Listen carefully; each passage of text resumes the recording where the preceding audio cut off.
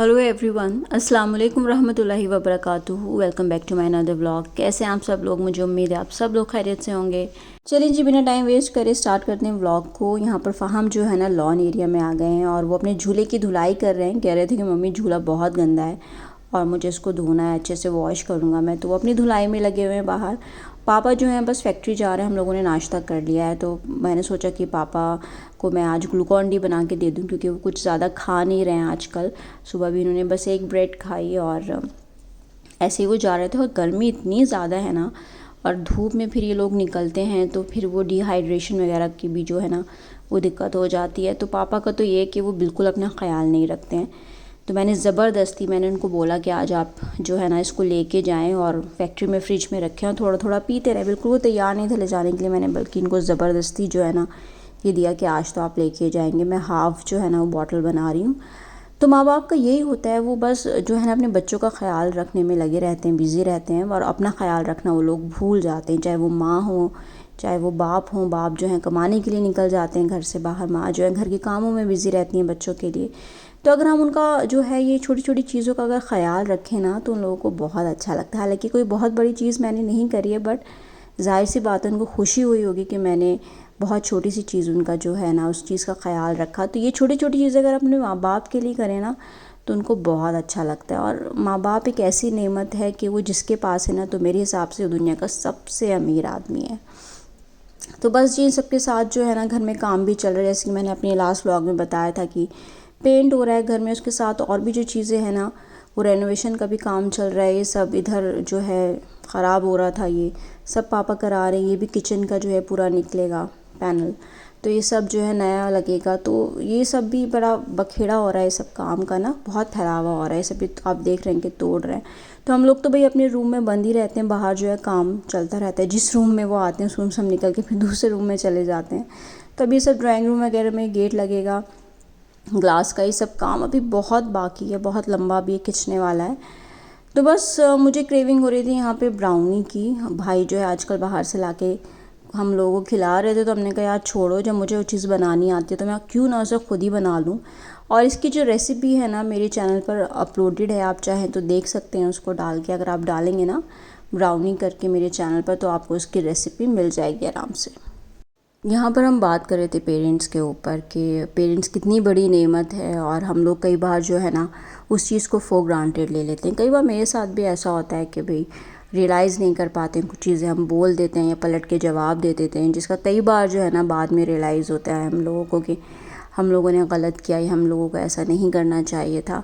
But यही होता है कि ये रिश्ता ऐसा है कि बच्चे जो है ना अपने माँ बाप को फॉर ग्रांटेड ले लेते हैं कई बार, जो कि ज़ाहिर सी बात है अच्छी चीज़ नहीं है। क्योंकि जो चीज़ अभी आपके पास है ना तो उसकी इम्पोर्टेंस का आपको तब ख्याल नहीं होता है जब वो आपके पास होता है। जब वो दूर चला जाता है ना आपसे, तब आपको पता चलता है कि आपने क्या खोया या वो रिश्ता एक्चुअल में क्या था। तो जिनके माँ बाप अभी हयात है ना, तो मैं उन लोगों को यही कहूँगी कि उनको बहुत प्यार मोहब्बत दें।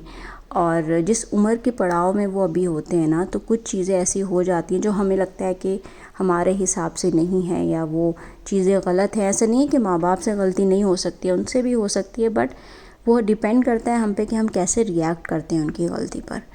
तो बचपन में ज़ाहिर सी बात है हम लोगों से भी गलतियाँ हुई होंगी और उन्होंने भी हम लोगों को सिखाया होगा। ये नहीं कि हम लोगों से नाराज़ होकर बैठ गए होंगे या हम लोगों को सुनाया होगा, कुछ होगा। तो वही चीज़ हमें ना ध्यान में रखनी चाहिए, अपने दिमाग में रखनी चाहिए कि वो जिस एज में अभी हैं, तो वो ना जो पेरेंट्स हैं वो कहते हैं ना बूढ़ा और बच्चा बराबर होता है, तो वो उसी एज में अभी हैं। तो हमें उन्हें बच्चों की तरह ट्रीट करना चाहिए। हम भी इंसान हैं, लेकिन मैं ये चीज़ कहूँगी कि कई बार ये चीज़ें दिमाग में नहीं आती हैं और हम बहुत जो है ना मैच्योरली एक्ट नहीं कर पाते माँ बाप को लेके। और उनको बस समझते हैं क्योंकि माँ बाप हैं तो कुछ अगर हम पलट के जवाब दे देंगे तो वो कुछ नहीं, बुरा नहीं मानेंगे और उनके प्यार में कुछ कमी नहीं आएगी। क्योंकि ये होता है, अगर आप माँ बाप के साथ कैसा भी सलूक कर लें, वो आपका कभी भी जो है ना बुरा नहीं चाहेंगे, वो अपनी औलाद का अच्छा ही चाहेंगे। देखिए, दुनिया में कोई भी रिश्ता है ना वो कहीं ना कहीं आपके साथ किसी मतलब से, किसी गर्ज से जुड़ा हुआ होता है।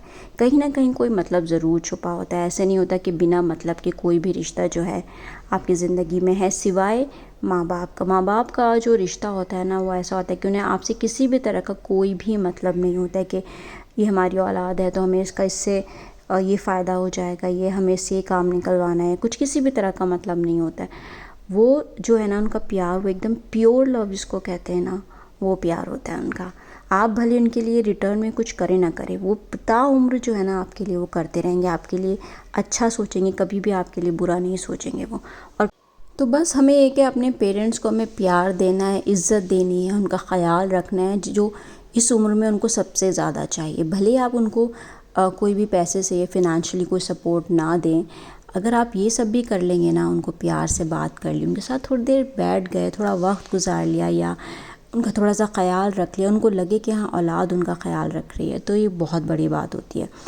और जहाँ तक फिनेंशियली डिपेंड होने की बात है, तो बस अल्लाह से मेरी यही दुआ है कि कोई माँ बाप दुनिया का जो है ना वो फिनेंशियली डिपेंड ना रहे अपनी औलाद पर। पेरेंट्स को जो है ना ये चीज़ें अपने हाथ में भी रखनी चाहिए, हर चीज़ अपने औलाद के हैंड ओवर नहीं कर देनी चाहिए, क्योंकि देखिए वक्त हमेशा से एक जैसा नहीं रहता। जब तक आप हैं इस दुनिया में, तो मैं अपने पेरेंट्स को भी ये समझाती हूँ कि अपने हाथ में जो है ना वो चीज़ें रखिएगा, ये नहीं कि बच्चों को आप हैंड ओवर कर दें हर चीज़। बाकी वो तो पेरेंट्स हैं, तो जाहिर सी बात है हम लोगों से ज़्यादा जानते हैं, बेहतर जानते हैं, हमसे ज़्यादा एक्सपीरियंस्ड है, उन्हें हमसे ज़्यादा ज़िंदगी देखी है उन्होंने। बट फिर भी औलाद भी कई बार ना अच्छी नसीहत कर देती है। तो खैर ये बहुत माँ बाप और औलाद के ऊपर बात हो गई। बस मेरा दिल चाहा कि मैं इस टॉपिक पर भी एक व्लॉग बनाऊँ और अपने जो थॉट्स हैं ना आप लोगों के साथ शेयर करूँ। और देखिए बातों बातों में ना हमारी जो मस्त सी ब्राउनी है ना, सुपर सॉफ्ट ब्राउनी जो है वो बनकर तैयार हो गई है। तो इसमें कुछ नहीं डाला है मैंने, बेकिंग सोडा बेकिंग पाउडर कुछ नहीं डाला है, क्योंकि it's a brownie and brownie suppose to be fuzzy, right.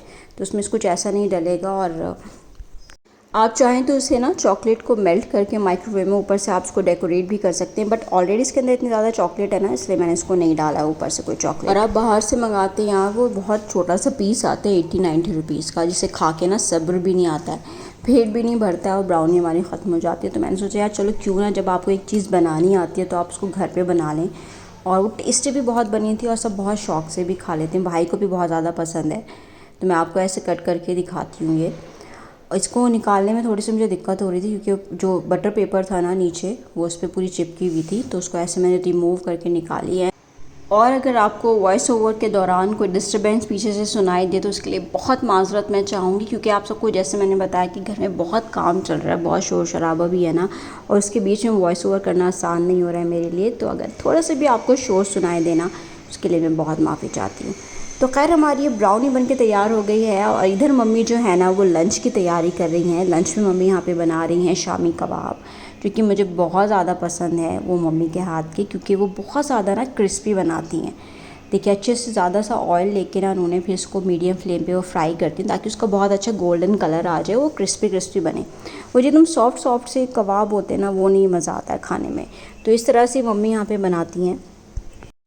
तो जी आप लोगों ने आज लंच में क्या खाया मुझे कमेंट सेक्शन में ज़रूर बताइएगा। और कमेंट करने में कंजूसी ना करें यार, हम लोग बड़ी मेहनत करते हैं व्लॉग बनाने में। शायद आप लोगों को देखने में अंदाज़ा नहीं होता होगा कि क्या है, इसने बस थोड़ा सा रिकॉर्ड किया, अपना रूटीन दिखाया, बट ऐसा नहीं है, इसमें भी मेहनत लगती है। तो प्लीज़ प्लीज़ कमेंट करके अपनी राय ज़रूर दिया करें, भले ही अच्छे लगे चाहे बुरा लगे आपको व्लॉग, लेकिन कमेंट ज़रूर करें कमेंट सेक्शन में। तो जी आज के व्लॉग में इतना ही है। इंशाल्लाह आपसे बहुत जल्दी मुलाकात होगी नेक्स्ट व्लॉग में। तब तक अपना बहुत ज़्यादा ख्याल रखें और मुझको मेरी पूरी फैमिली को अपनी दुआ में याद रखें। तो मिलते हैं बहुत जल्दी नेक्स्ट व्लॉग में, तब तक के लिए अल्लाह हाफ़िज़।